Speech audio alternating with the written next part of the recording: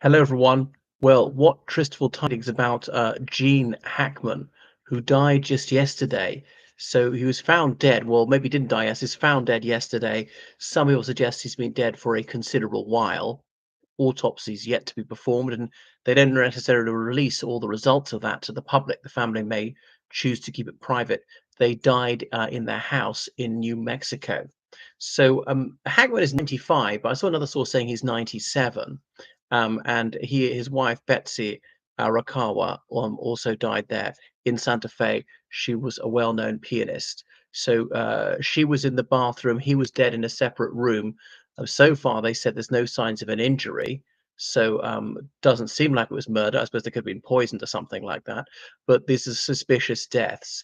Now, suspicious deaths could turn out to be completely innocent, having died of natural causes. But at the moment, it's suspicious. There's like at least a considerable possibility that this was not a natural death. So the cause of death has not yet been declared. So he was a renowned Hollywood actor for decades.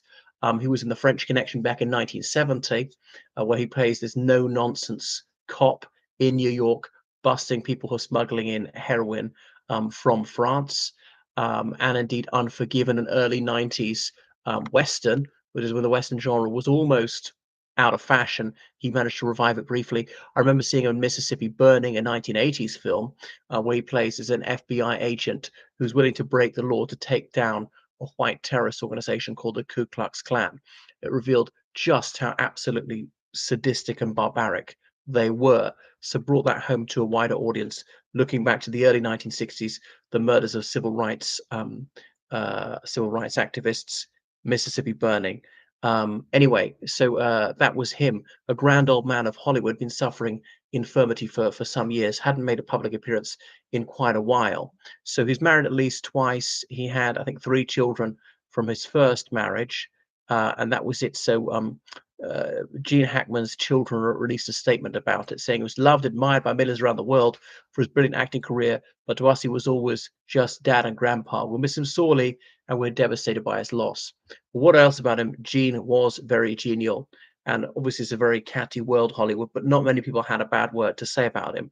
Now, but come on, some say nil nisi bonum de mortuis, but I've never been one for such good taste.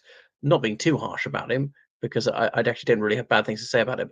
Did he get typecast, or was he simply have a limited thespian range?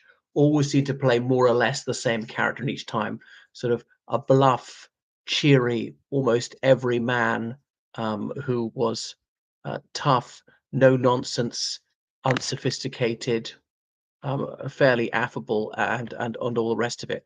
So it was yeah. So 2 days ago now that the sheriffs went to their house and they were dead, and their dog was dead too. Now that does seem a bit fishy. Why would the dog die at roughly the same time? But they're not alluding to how long ago they died. Maybe they're not quite sure, right?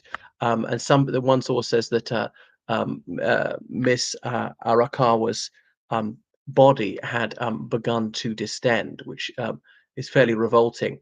Although it was quite hot there, so people would sort of start to rot quite quickly. There are pills around there. Could this have been a cause of death? I don't know, either deliberately or accidentally. But although he was not in good health, his wife was like 30 years younger, was in quite good health. So although he's highly successful, made many millions as a Hollywood actor, their home was relatively modest. They say a $1 million dollar home, living in some gated communities. It'd be quite difficult for a murderer to get in, kill them, and get out. So that was him. He was in Scarecrow. He was a young Frankenstein. I've still never seen beside the late Gene Wilder, which is really a send up of the whole Frankenstein genre. And he had a minor role in Bonnie and Clyde, that 1967 film about that romantic couple who were notorious armed robbers in the American South of in the 1920s. What other roles did he play? I Never Sang for My Father. Yeah, he got nominated for an Oscar for that role in Bonnie and Clyde, where he played Buck Barrow. I've never actually seen it. So I've got to see a lot more. He was in the Superman films in the 70s and the 1980s. Yeah, so we'll get to the bottom of it. So he grew up in relatively modest circumstances. He joined the Marines when he was a teenager, served a few years there. That was shortly after the Second World War. I don't think he ever got sent to combat. And his mother was struggled with alcoholism. I don't think his father ran away from the family when he was in the when Gene Hackman was in his teens. So he went to university on the GI Bill, i.e., those who'd served in the military for years could have their tertiary education paid for. Before the Second World War, third level education was financially beyond the reach of most people. He studied TV production and journalism. Only then he went into acting, despite a number of rebuffs, getting into a theater in California, and then got to know other actors such as Dustin Hoffman, Robert Duvall. So to be the grand old man of Hollywood for quite some time. Just trying to think, was he in Taxi Driver as well? He was in Broadway. In case you don't know, that's a street in New York City, which is really the center of theater in the United States. And I suppose it was the French connection which made him playing Popeye Doyle, an Irish American FBI officer. He's in the Poseidon, the conversation, conversation as well. Yeah, Superman 4. Anything else? So yeah, he was usually cheery. Some people say he lacked depth to his roles. Yeah, he never pretended particularly cerebral. So that's it. He was in so many films, but he hadn't been in a film I can think of something like 20 years. But had he just become the parts he portrayed, was there not that much of him left? So that is Gene Hackman. I suppose he'll be sorely missed. And we'll get to the bottom of it. If it was murder, why? Seems that nothing was stolen from the house. A personal grudge? Why would someone want kill them?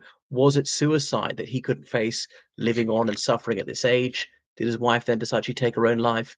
This is conjecture. I hope that's not too distasteful for me to make these educated guesses. The truth will out. Thank you for watching my videos. Make sure you subscribe on Patreon, donate on PayPal, georgecallahan79@gmail.com. Right. Oh yeah. And by the way, where is it? This fingernail. Oh, look at that fingernail. I don't want I wanted to show you all. Do you see the contrast in the fingernails? Some are so short and this one's so long, very useful for picking up coins. What do you think? And by the other one, what does that say about my psychology? And on the other hand, yeah. So this won't last much longer. The very, very long one in the middle. Right, toodle pip, everyone.